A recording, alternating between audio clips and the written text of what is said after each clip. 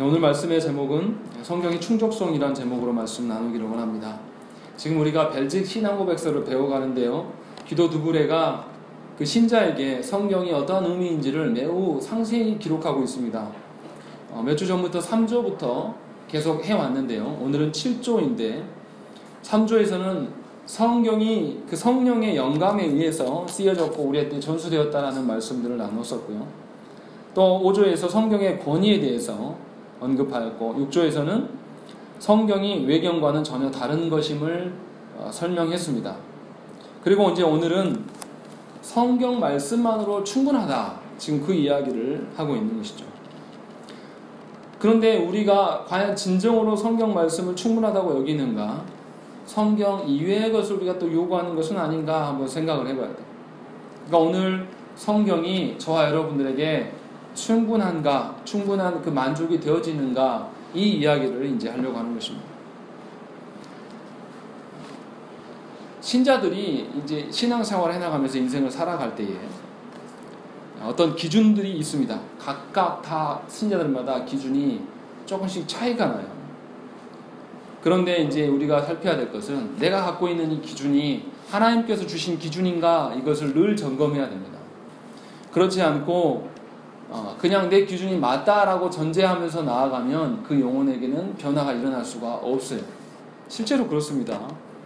우리 안에 기준이 무엇인가 어긋나게 되면요, 그 기준들로 인해서 우리의 삶 전체가 뒤틀려 버리는 것이죠.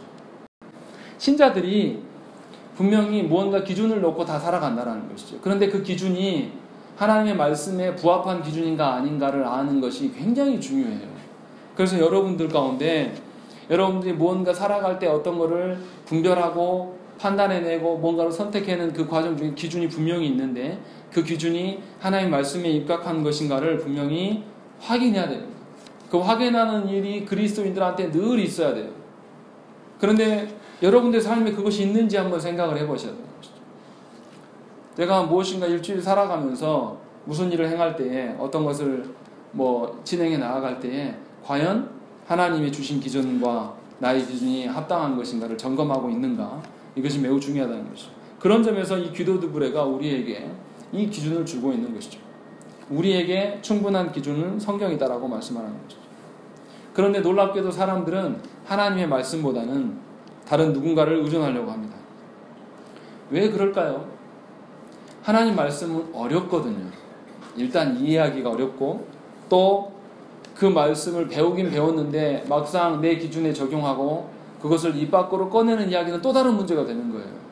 또 누군가를 가르치고 그 말씀의 기준대로 내가 살아가려고 하는 것은 엄청난 용기와 하나님을 향한 신뢰가 없으면 불가능한 것이기 때문에 그렇다는 것이죠. 물론 이것도 있습니다. 여태껏 한국교회 안에 하나님 말씀의 기준들을 잘 가르쳐 오지 않은 책임들도 교회 가운데 분명히 있어요. 목사들에게 있다는 것이죠. 그래서 하나님의 기준이 아닌 것들이 성도들을 지배하게 되었고, 또 그것들로 인하여서 성도들이 성도다운 면모를 띠지 않는, 분명히 예수 믿었는데 세상에서 그 해왔던 방식대로의 그 불법을 자행하는 일들을 스스럼 없이 행한다는 거예요. 그러니까 청년들 중에 직장생활하면서 고민이 있어서 오는 청년들 들어보면 그런 거예요. 내가 다니는 회사에서 무언가 거짓으로 서류를 꾸며서 이 회사한테 납품하지 않았는데 납품한 것처럼 꾸며내고 돈을 버는 거, 이 일들을 자기가 맡아서 한다는 거죠. 그것에서 고민하기 시작하는 거예요. 내가 이렇게 거짓된 삶을 살아야 되는가? 이거 사실 불법이고 범죄자 아닌가? 이런 고민들이 청년들한테 있다는 것이죠. 무슨 말이냐면, 저와 여러분들이 이 썩어가는 세상 속에서 살아갈 때 반드시 하나님의 기준과 내 삶이 다르다라는 것을 느껴야 돼요. 근데 우리는 오히려 반대로 이야기하죠. 하나님 말씀은 알겠으나 내 처지가 이러기 때문에 이건 이렇게 할 수밖에 없다. 우리는 이렇게 이야기합니다. 자녀 교육도 그렇게 하죠. 하나님 말씀 가르쳐야 되는 거 다 압니다. 그런데 해봤더니 안 된다라는 거예요. 그래서 나는 이렇게 한다. 이런 이야기들이 부모 입에서 나온다. 이것은 뭐냐면 하나님의 기준을 잘 모르는 것이고, 혹여나 잘 알았으면 더 문제예요. 하나님의 기준을 알았는데도 불구하고 그것을 외면하는 것이라는 것이죠.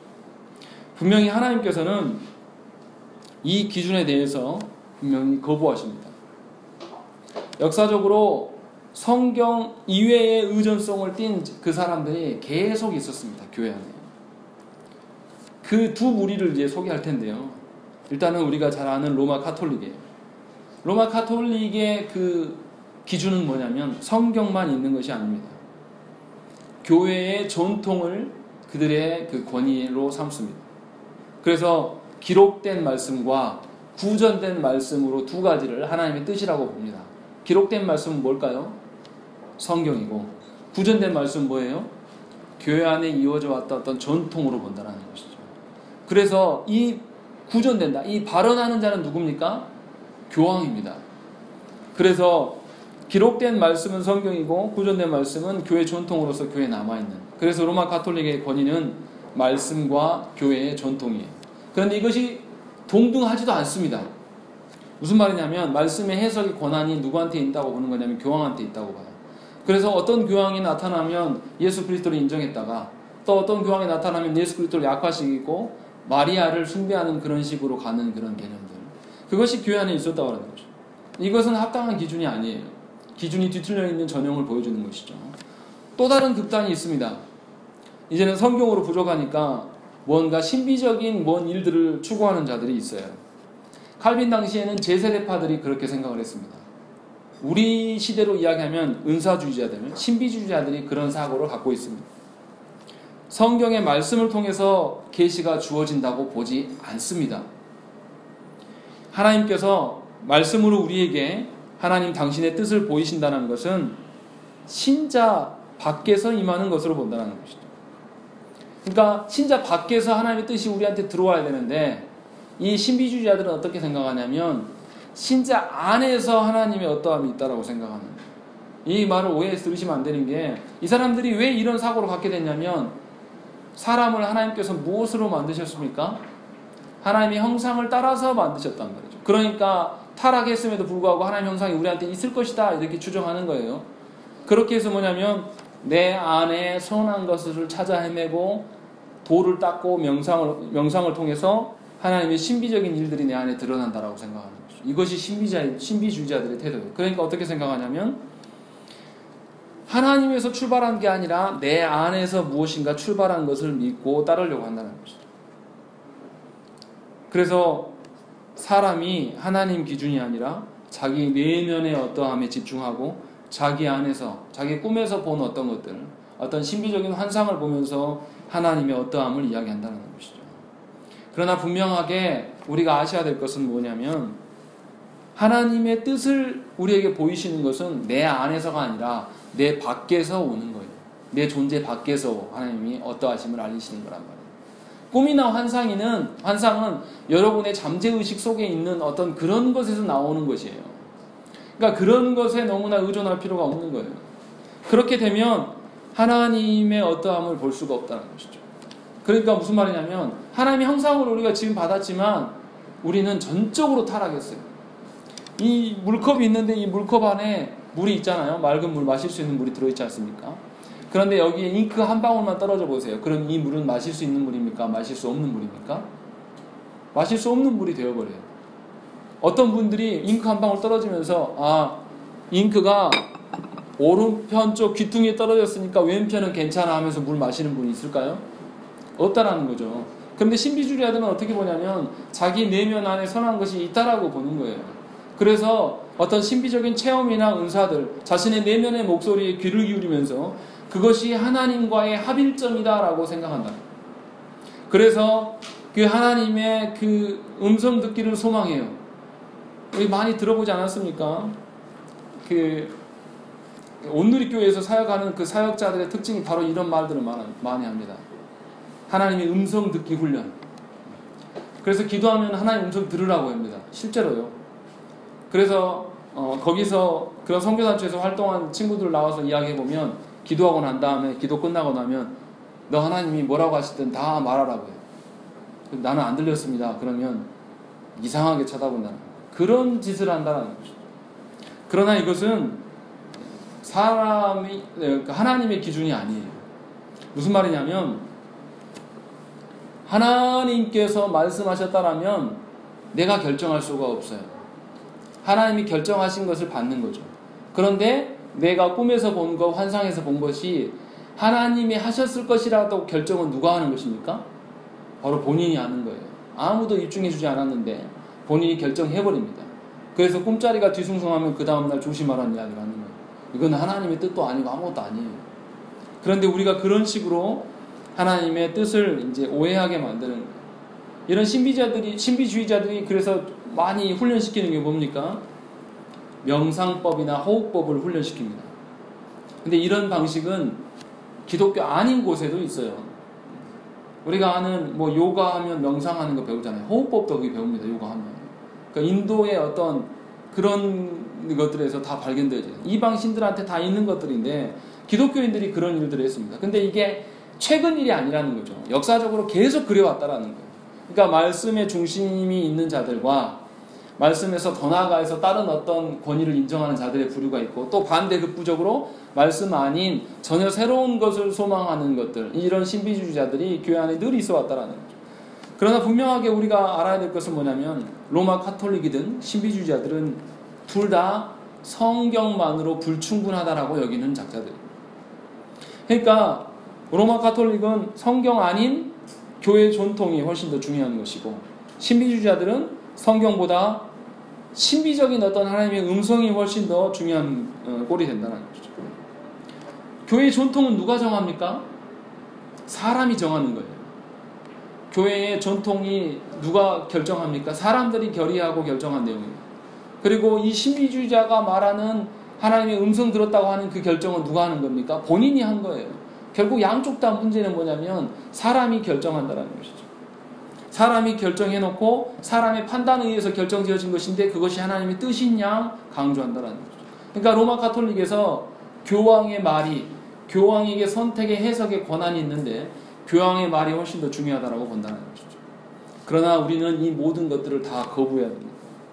분명히 벨직 신앙고백서에서 이야기하는 것은 이 둘 다를 거부하는, 오로지 성경이면 충분하다, 이것을 우리가 보아야 된다는 것이죠. 그러면 이 벨직 신앙고백서에서 무엇을 이야기하는지 이제 두 가지를 이야기합니다. 어떤 이야기냐면, 하나는 구원에 있어서 성경만으로 충분하다, 또 하나는 예배에 있어서 성경만으로 충분하다. 이 두 가지를 이야기하고 있다는 것이죠. 하나씩 보십시다. 먼저 구원에 있어서 충분하다라는 것은 무슨 의미냐면, 벨직 신앙고백서에서 구원에 있어서 성경의 충분성을 언급할 때에 성경 안에 하나님의 뜻이 충분히 포함되어 있음을 말한다는 것이죠.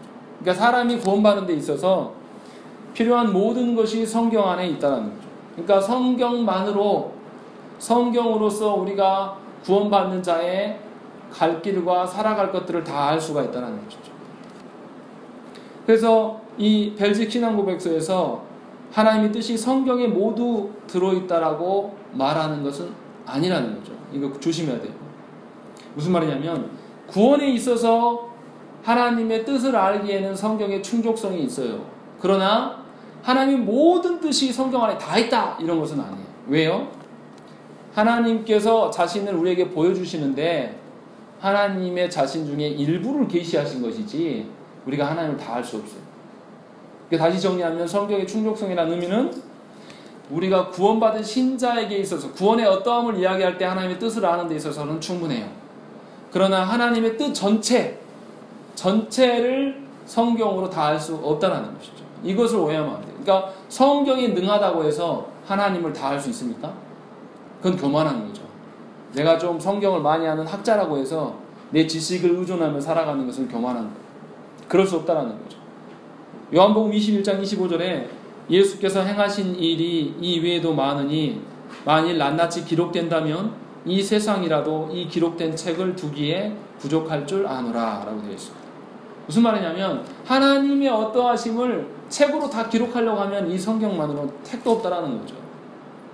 하나님의 어떠하심을 다 기록한 게 아니라 우리 구원에 필요한 어떠한 것들을 기록하는 것, 그것에서 충족성이라는 것이죠. 그러니까 우리가 기억하게 될 게, 성경의 충족성이라는 건 우리의 구원과 관련된 것이고 구원자 하나님에 대한 이야기를 하고 있다는 것이죠. 또 반대로 생각해 보면, 하나님께서 우리 인간에게 하나님의 뜻을 모두 다 보여줬다고 해보십시다. 그런 사람은 아무도 없지만 만약 그렇게 해준다고 해보세요. 그러면 저와 여러분들이 그 하나님을 다 이해하고 하나님의 어떠하심을 다 수용할 수 있을까요? 제가 볼 때는 아마 알려주시면 혼란스러워가지고 아마 제정신 못 차릴 거예요. 마치 어떤 거와 똑같냐면 제가 군대 제대하고, 제가 공대를 나왔는데 군대 제대하고 복학하니까 그 공업 수학을 해야 돼요. 공업 수학이 뭐냐면 이 공간을 미적분합니다. 미적분 기억나시죠? 어려웠다라는 기억은 나시죠? 오래돼서. 근데 그 미적분을 그냥 하는 게 아니라 공간을 미적분해요. 그렇게 해서 이 공간에 주파수를 쏠 때 얼마나 크기의 안테나가 필요하고 이런 걸 계산해내야 됩니다. 근데 군대 가서 3년 동안 놀다 왔는데 이게 머리가 됩니까? 그러니까 수업을 아예 그냥 포기한 상태로 들어가는 거예요. 어떻게 하냐면 이해하고 뭐고 할 그런 걸 아예 포기하는 거예요, 스스로. 그래서 무조건 문제가 뭐가 나오든지 간에 내가 암기한 문제를 써요. 교수님께 성이라도 보이겠다. 이게 뭐냐면 포기한 태도입니다. 포기한 태도. 제가 드리고 싶은 이야기는 뭐냐면 하나님의 어떠하심을 우리 인간에게 다 보이시면 우리는 감당할 수 없을 것입니다. 스스로 포기하고 자멸하게 될 거예요. 그것을 너무나 잘 아신 하나님께서 자신을 감추시고 우리에게 일부를 보여주시고 자신의 대언자들을 통해서 하나님의 어떠하심을 알려주는 그런 구조 가운데 서게 하셨다. 이것이 은혜예요. 그런데 교만하여서 우리가 내가 하나님의 다 안다, 하나님의 뜻을 다 안다, 그리고 하나님이 직통계시로 지금 나한테 다 말하고 있다라고 말하는 것은 미련한 짓이에요. 스스로 뭐냐면 나는 하나님을 막는 일에 열심인 사람입니다 라고 고백해내는 것밖에 되지 않는다. 누가 하나님의 뜻을 알 수 있습니까? 어떻게 하나님의 뜻을 구체적으로 알아서 몇 월 며칠에 심판이 임하는데 태평양 어디로 피하면 산다고, 그렇게 누가 어떻게 하나님의 뜻을 정확하게 합니까? 이건 이렇지 않다라는 거죠. 제가 드리고 싶은 이야기는 뭐냐면 하나님께서 성경을 우리에게 주신 것은 우리의 구원에 합당하기에 필요해서 우리에게 주신 것이죠. 그러니까 이 성경을 보면서 이 성경의 진리를 통해서 이 땅에서 잘 먹고 잘 사는 것, 이 땅에서 어떠함을 논하지 말라라는 것이죠. 그리고 우리가 성경 조금 알았다고 해서 하나님의 전부를 아는 것처럼 살지 말라라는 것이죠. 둘 다 하나님 앞에 교만이에요.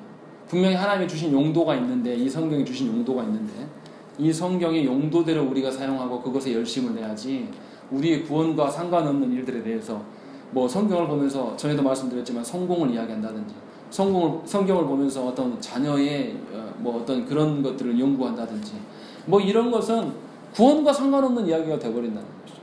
하나님께서 성경을 주신 이유는 구원에 관련돼서 충족성이 있기 때문에 우리에게 주신 거랍니다. 그러니까 저의 영혼들, 저와 여러분들의 영혼의 변화를 꿈꿀 때 성경을 봐야 됩니다. 저와 여러분들의 자녀의 영혼을 꿈꿀 때에 성경에 의존하여서 자녀를 대해야 됩니다. 그렇다고 해서 우리가 변화시키는 건 절대 아니에요. 하나님께서 하시는 부분이 맞지만 하나님께서 하시도록 우리가 협력하는 것이죠. 하나님 부족해서 협력하는 뜻이 아닙니다. 오해하시면 안 돼요. 우리가 막 하나님 90% 하셨는데 내가 10% 한다 이런 의미가 아니에요. 하나님의 자녀됨을 인정해 드리기 때문에 나도 하나님께서 가시는 방향과 동일한 방향으로 서서 가는 것이죠. 그런 식으로 성경을 보는 거죠. 그것이 우리 안에 있어야 된다는 것이죠. 그래서 하나님의 뜻에 부합하는 것이 우리가 성경을 통해서 갈 수밖에 없다라는 것을 이야기하는 것이고, 두 번째로 이제 성경의 충족성을 이야기할 때 구원과 관련해서 한번 생각을 해요. 하나님의 뜻을 모두 다 알려준 것은 아니지만 구원에 관해서는 우리에게 모두 다 하나님께서 알려주신 것이죠. 그렇기 때문에 저와 여러분들이 성경을 읽고 하나님의 어떠하심을 조금씩 알아가면서 우리 구원의 어떠함을 경험할 수가 있는 것이죠. 물론 성령님께서 깨닫게 하시는 부분이 분명히 있지만 성경을 그렇게 우리에게 주셨다는 것이죠. 그러니까 뭔가 성경을 읽으면서 구원의 어떠함에 대해서 불명확해지지가 않는다는 거죠. 하나님의 말씀을 사랑하고 사모하면 더 명확해져요. 하나님의 그 어떠하심이, 구원의 어떠함이. 그런데 로마 카톨릭은 이렇게 안 본 것이죠. 성경을 주긴 줬는데 성경 읽으니까 잘 이해가 안 돼요. 그래서 무식자들은 성경 보면 안 된다라고 생각해서 로마 카톨릭은 성경을 보급하지 않았습니다. 자기들만 가졌어요. 그 자기들이 누굽니까? 성경을 해석할 수 있는 권한을 가진 교회 안에 사제급들의 어떤 직분자들만 성경을 가지고 있었습니다. 그런데 교회가 타락하게 되니까 어떻게 됩니까? 사제들도 성경을 몰라요. 왜 모릅니까? 자기 언어로 성경이 되어 쓰여진 게 아니라 라틴어로 쓰여져 있어요. 그러니까 라틴어 성경을 읽는 그 사제도 몰라요. 라틴어를 모르니까. 그래서 성경 해석할 수도 없어요. 그러니까 예배를 드리긴 드린데 무슨 말 하는지를 몰라요. 성도들은 당연히 모르고 사제들도 몰라요. 그러니까 어떻게 됩니까? 기도문도 정해져 있어요. 우리처럼 기도하지 않습니다.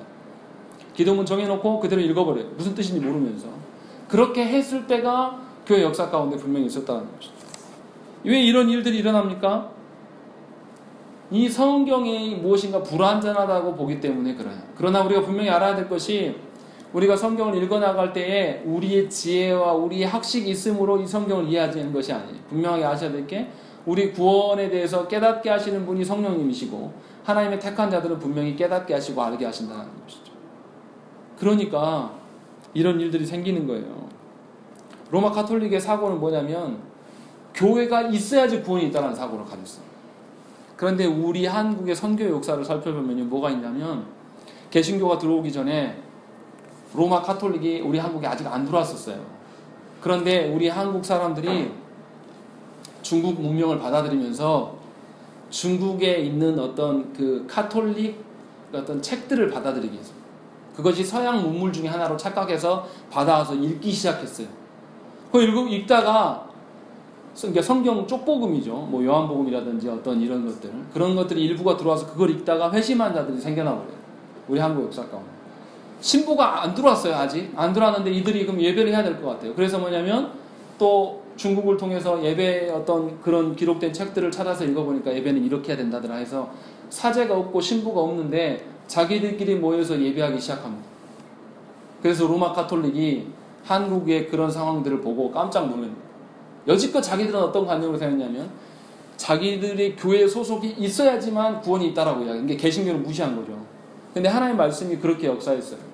한국에. 그래서 예배자들이 먼저 생기고 나중에 이제 신부가 들어오려고 했는데 이제 박해를 받고 다 학살당하죠.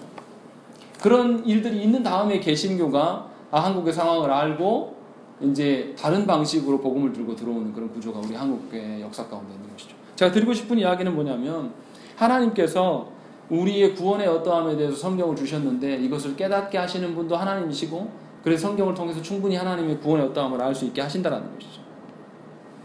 근데 이제 제가 드리는 말씀을 또 오해하시면 안 돼요. 성경만 있으면 읽으면 다 구원받는다 그런 의미는 절대 아닙니다. 아까 말씀드린 것처럼 하나님의 구원의 사역에 있어서 성경은 충분히 구원의 어떠함을 설명하는 것이죠. 그리고 그 성경에 그 인간의 어떠함을 너무나 잘 아시는 하나님께서 성령의 역사하심을 통해서 신자가 깨닫게 하시고 적용케 하시는 사역을 함께 동반해 가신다는 것이죠. 그러니까 우리는 성경을 볼 때 어떻게 해야 되냐면 하나님의 계시, 구원에 관련된 계시가 끝났다라고 봐야 됩니까? 아직도 이어진다고 봐야 됩니까? 끝났다라고 봐야 돼요. 종결돼. 이 말은 무슨 말이냐면 구원과 관련해서 예수 그리스도 사역이 다 끝났어요. 이제 재림만 남아있는 거죠. 예수 그리스도의 사역이 완결됐기 때문에 예수 그리스도께서 하신 일로 인하여서 우리에게 구원이 임하는 것이죠. 그러니까 더 이상 성경, 여기 완성된 66권의 정경 이외에 다른 성경이 필요치 않아요.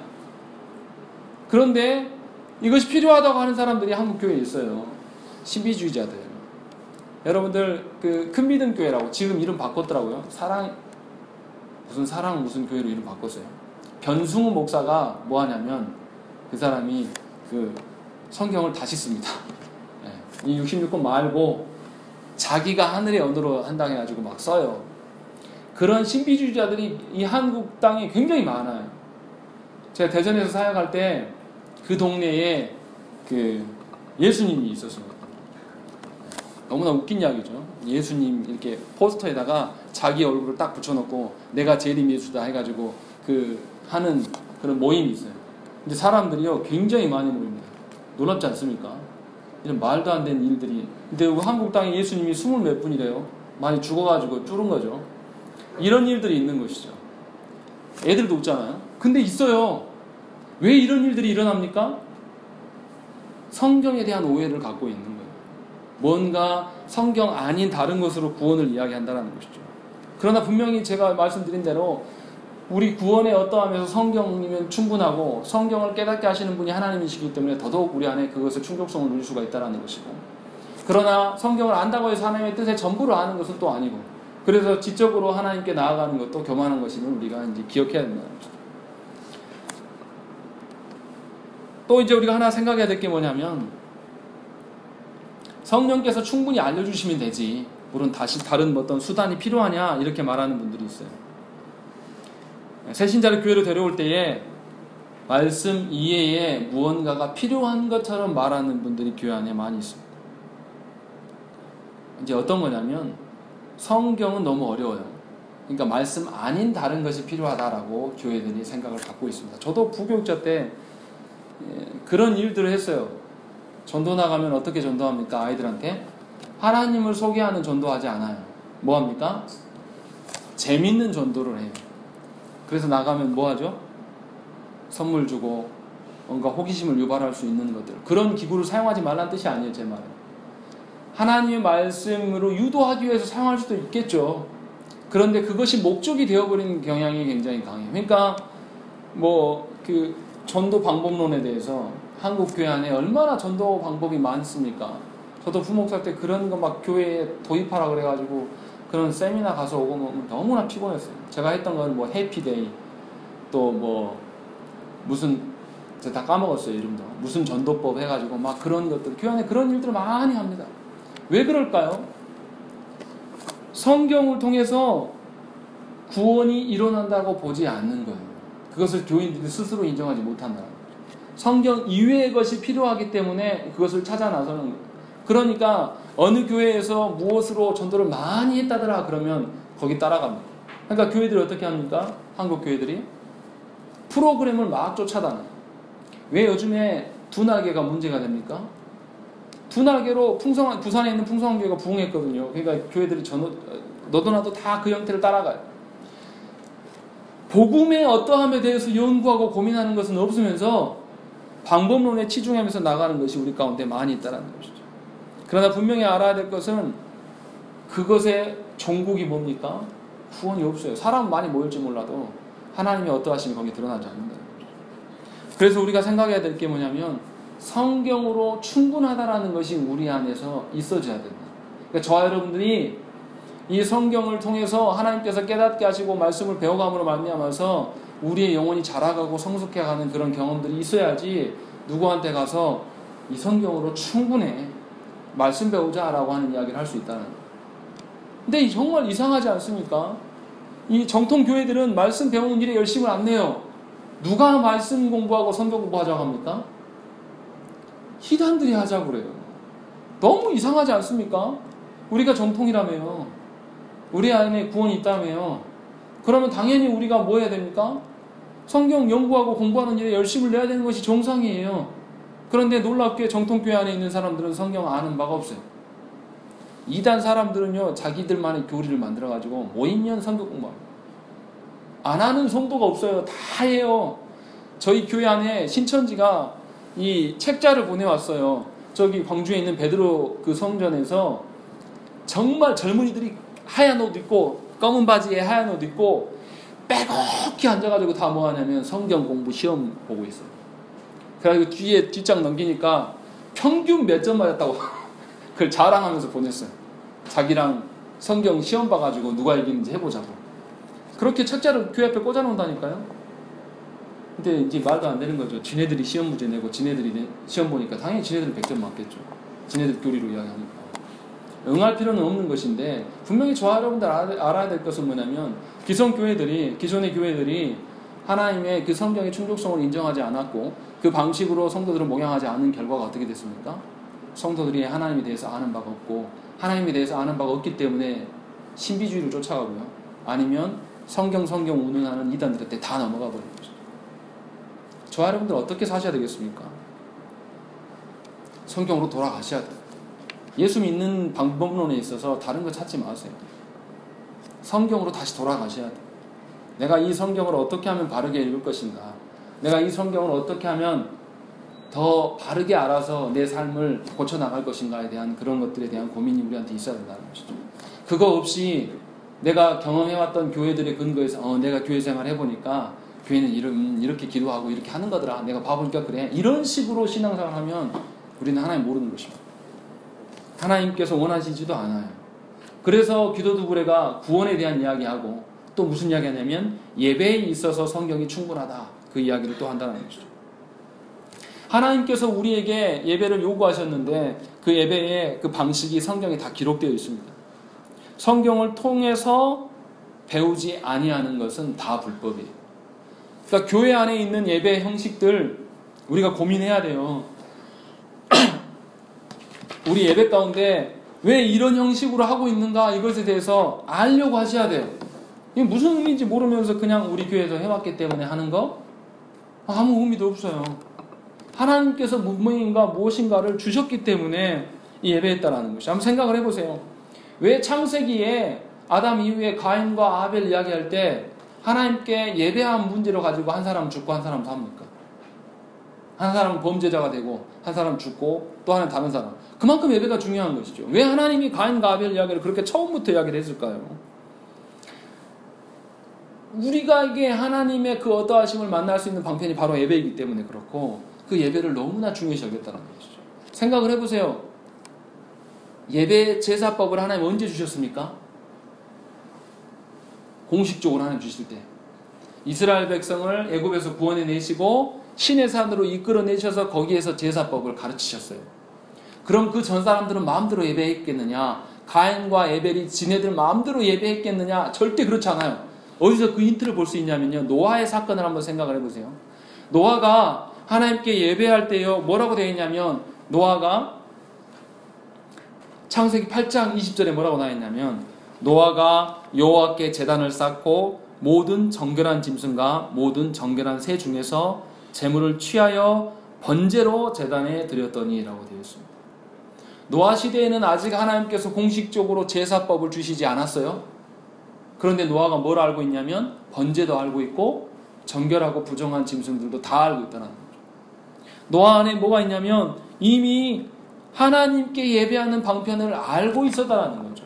다시 말하면 성경에 기록되어 있지 않지만 하나님께서 분명히 노아와 가인과 아벨에게도 하나님께 예배하는 방법을 알려주고 그렇게 예배하라고 하셨을 것을 우리가 유추해 볼 수가 있는 것이죠. 다시 말하면 성경의 창세기로부터 우리에 이를 때까지 하나님께서는 당신에게 나오는 예배 방식을 분명히 고집하십니다. 그러면 우리는 그것에 맞춰서 예배해야 돼요. 그래서 성경을 봐야 됩니다. 우리의 예배가 어떻게 해서 이렇게 진행되어 가고 이 예배의 순서는 무슨 의미가 있고 우리에게 세례와 성찬이 있는데 이것은 어떤 의미로 우리한테 다가오는가에 대한 그 성경을 통해서 그것을 알지 못한 채로 행하는 모든 것들은 다 의미가 없는 거죠. 하나님께서 그렇게 해서 하나님께 나오라는 거죠. 그러니까 성경을 통해서 하나님께서 제정해 주신 이 예배의 의미와 그 예배의 의미를 알고 바르게 실행할 것을 하나님께서 요청하는 것이죠. 그러니까 하나님께서 뭐라고 이야기하십니까? 10계명을 이야기할 때 1계명부터 4계명까지 하나님과 우리의 관계들, 예배에 대한 이야기들을 쭉 해나가는 것이죠. 그렇게 해서 하나님의 예배의 대상은 오로지 하나님뿐이다. 또 하나님께 예배함에 있어서 형상을 만들지 말 것들에 대한 이야기, 우상으로 하나님께 나아가지 말 것들에 대한 이야기들, 또 예배자가 하나님께 어떤 태도를 취해야 될 것들에 대한 이야기들, 또 그리고 예배드리는 이 안식일을 어떻게 하나님께 드려져야 될 것들에 대한 이야기들을 꾸준하게 계속 이야기를 하고 있는 것이죠. 이만큼 예배는 하나님과 우리 관계에서 굉장히 중요한 이야기입니다. 그러니까 성경을 통해서 구원의 어떠함을 살펴야 되는 것이고 우리 예배의 어떠함을 살펴야 된다는 것이죠. 그래서 이 성경을 우리에게 주신 거라는 거죠. 그러니까 성경을 주시기 전에도 하나님은 이미 그런 방식으로 가르치셨고 성경을 주신 이후에는 당연히 하나님이 주신 방법대로 우리가 하나님께 나아가야 된다는 것이죠.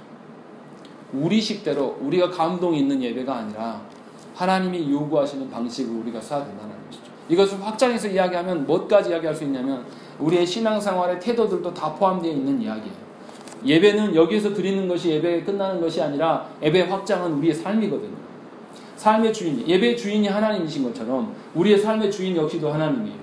내 가정도 하나님이 주인 되시고 내 직장도 하나님이 주인 되시고 내가 거니는 이 땅 모든 것이 하나님의 주인 되심이 드러나야 한단 말이죠. 그러면 그 살아가는 방식 역시도 하나님이 주인 되시게 하게끔 하랑할 수 있도록 우리가 나아가야 합니다. 그것을 보는 거예요, 성경을 통해서. 그러니까 구약 성경을 보면서 나는 여호수아를 닮고 싶다, 나는 솔로몬처럼 다 이렇게 말하면 너무 무지한 거예요. 그들이 하나님께 어떻게 나아갔을 때 하나님 기뻐하셨는가를 보기 위해서 그들이 있는 것이지 여호수아와 다윗을 샘플로 주기 위해서 주신 적이 한 번도 없어요. 하나님은 우리에게 샘플로 주신 분은 딱 한 분 있죠. 누구십니까? 그리스도예요. 그리스도 이 한 분 외에는 우리에게 샘플로 주신 경우가 없어요. 근데 우리 너무 오해하니까 구원과 우리의 예배됨에 대해서 이 성경을 바라보는 것이 아니라 그냥 내가 보고 싶은 것을 보니까 삼손, 저 어렸을 때 누구처럼 되고 싶냐면 삼손처럼 힘센 사람이 되고 싶고 다윗처럼 싸움 잘하는 사람이 되고 싶고 다윗처럼 하나님을 잘 섬기고 이렇게 말도 아니고 다윗처럼 이기는 자의 삶을 살고 이런 식으로 이야기를 해버립니다. 얼마나 우리가 오해되게 하나님을 섬기고 있습니까?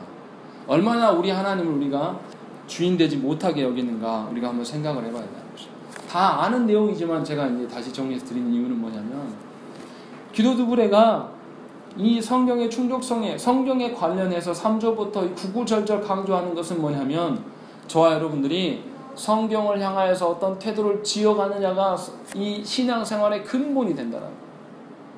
성경을 어떻게 우리가 활용하느냐가 굉장히 신앙생활에 굉장히 중요하다는 거예요. 성경을 활용하지 않고 있다라면 여러분들은 하나님의 자녀가 아닐 가능성이 높아요.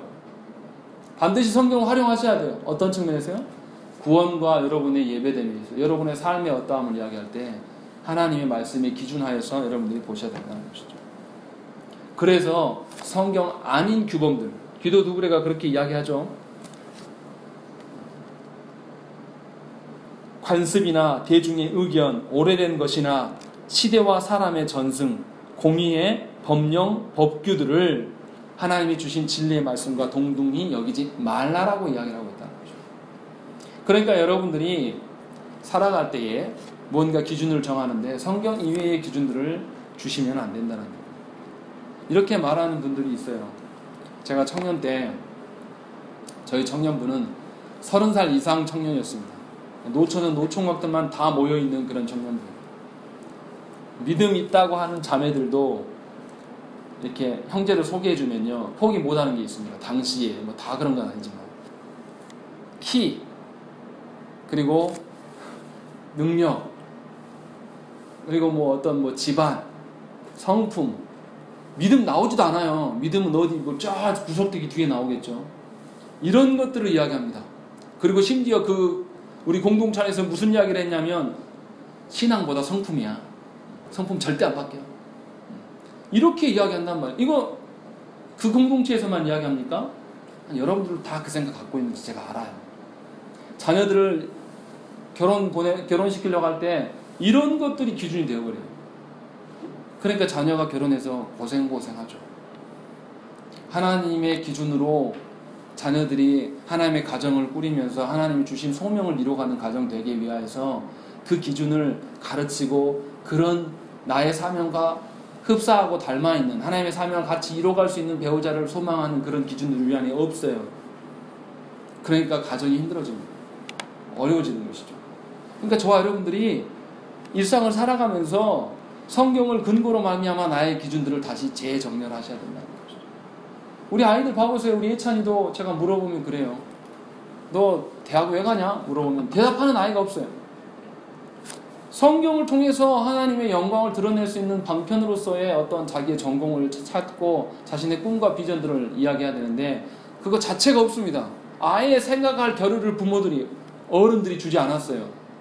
그래서 어른들이 좋다고 이미 인생은 이런 직장이 좋아. 이 사람의 가치보다 이 직장을 가진 사람이야? 그러면 좋은 사람이야. 이런 식으로 교회 안에서 이야기를 한단 말이죠. 그래서 우리 안에 기준들이 다 사라져버려요. 결국은 뭐냐면 하나님과 일치하지 않는 삶을 살아가는 것이고 하나님과 별개의 인생을 살아드리는 거예요. 이미 그렇게 살기 시작하면 돌이키지 않습니다. 저와 여러분들이 분명히 아셔야 될 게 뭐냐면 여러분들이 판단하고 살아가는 모든 그 근거가 하나님의 말씀에서 출발되어져 올라와야 돼요. 목사님 저는요 더 성경을 연구해서 지금 시대 가운데 일어나는 일들을 성경으로 어떻게 해석할 것인가에 대한 고민을 갖고 있어야 되는 거죠.